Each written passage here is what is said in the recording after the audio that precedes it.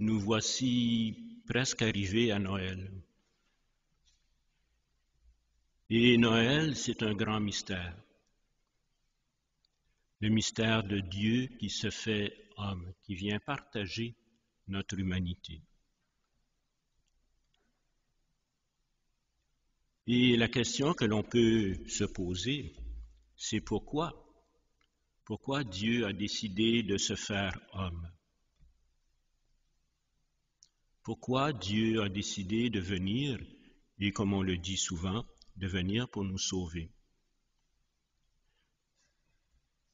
Et c'est peut-être Saint Paul qui nous donne, à tout le moins, une partie de cette réponse. Dans le début de sa lettre aux Romains, que l'on a lu tout à l'heure, ce qui est, disons, la salutation de Saint Paul, il dit qu'il s'adresse à tous les bien-aimés de Dieu qui sont à Rome, puisqu'il s'adresse aux Romains. Mais on peut faire nôtre cette salutation de Saint Paul, puisque nous aussi, nous sommes les bien-aimés de Dieu, qui ce matin sommes à Rougemont. Mais c'est justement parce que nous sommes les bien-aimés de Dieu que Dieu vient, que la bonne nouvelle s'accomplit, que cet évangile que Dieu avait promis par avance, cet évangile c'est la bonne nouvelle, que Dieu avait promis par avance par les prophètes dans les Saintes Écritures et qui concerne son Fils, qui selon la chair est né de la descendance de David, et selon l'esprit de sainteté a été établi dans la puissance de Fils de Dieu par sa résurrection d'entre les morts, lui, Jésus, le Christ, notre Seigneur.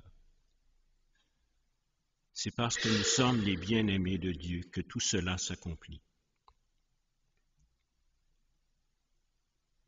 Et lorsqu'on contemple, je dirais, les deux protagonistes de la liturgie d'aujourd'hui, la Vierge Marie, Saint Joseph, on peut se rendre compte qu'ils ont mis, je dirais, en pratique ce que Saint Paul dit aussi.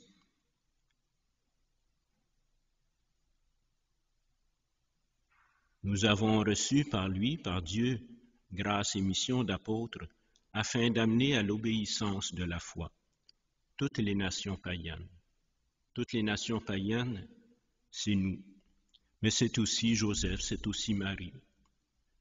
Tous, nous sommes invités à cette obéissance de la foi, nous que le Christ Jésus a appelés, et a appelés à être saints.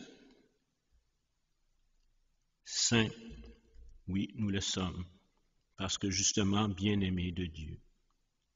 La sainteté ne vient pas nécessairement de nous, elle vient de Dieu comme un don. Vient par le Christ Jésus, son Fils, qui a pris notre chair.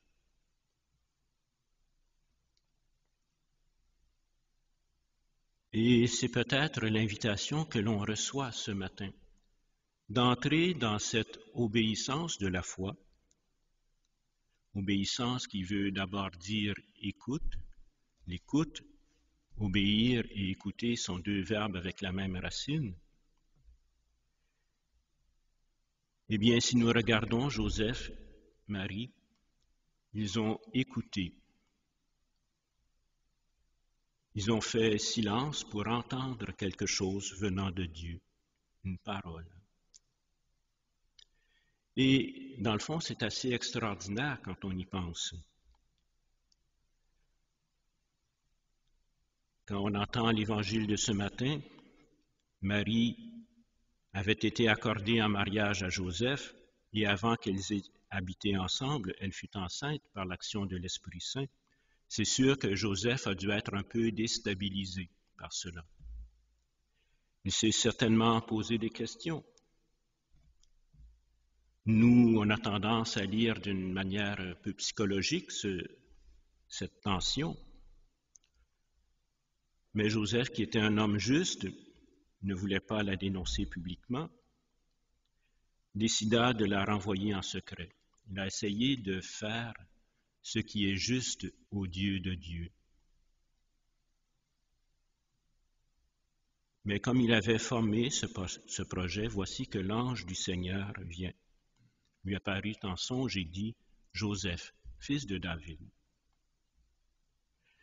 Mais pour que Joseph puisse entendre l'ange du Seigneur, même s'il lui parle en songe, il a dû faire silence en lui-même pour recevoir la parole venant de Dieu. Joseph, fils de David, ne crains pas de prendre chez toi Marie, ton épouse. Et si l'on va dans le récit de l'Annonciation chez Saint Luc, c'est un peu la même chose. Quand l'ange vient rencontrer Marie et lui dire « Tu vas être mère », bien c'est la même chose. Marie, qui a dû être un peu déstabilisée elle aussi, a dû faire silence pour écouter l'ange.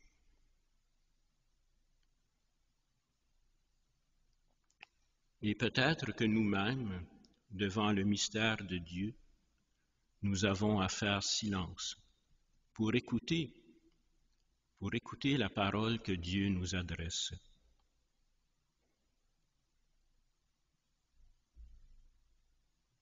Écouter et entrer dans cette obéissance de la foi. Écouter cette parole qui vient changer nos vies. C'est cela la bonne nouvelle. La parole de Dieu agit, Dieu dit, et c'est arrivé ainsi.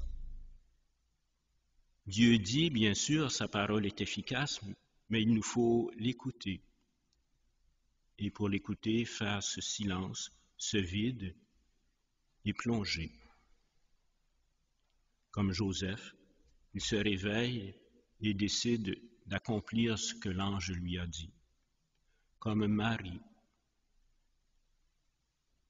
qu'il me soit fait selon ta parole.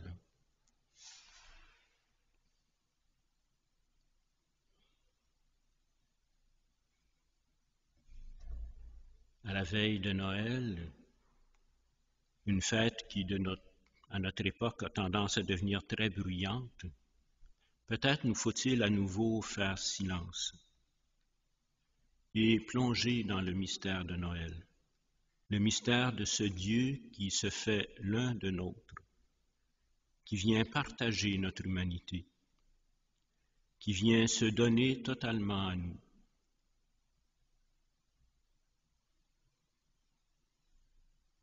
Ouvrons donc notre cœur pour l'accueillir.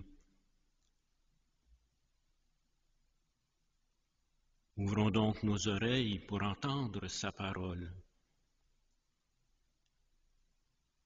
Ouvrons-nous donc tout entier pour que justement il puisse venir parmi nous, accomplir sa mission qui est pour nous la bonne nouvelle de notre salut, la bonne nouvelle que notre vie humaine n'est pas simplement une vie humaine, qu'elle est aussi une vie divine,